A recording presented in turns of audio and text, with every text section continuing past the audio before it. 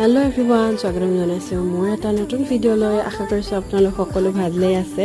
আৰু আজি আপোনালোকৰ কাৰণে আকৌ এটা সিম্পল কেকৰ ডিজাইন লৈ আহিছো যেহেতু ভন্টিৰ বাৰ্থডে আছিল আৰু তাৰ কাৰণে মই লৰালৈকে কেক এটা বনালো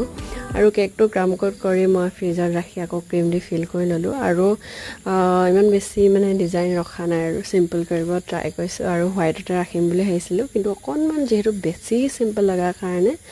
মানে ৰেড কালাৰ ফুল কেইটামান এড কৰি দিছো আৰু ডিজাইনটো আপোনালোকক কেনেকুৱা লাগিছে জনাবলৈ নাপাহৰিব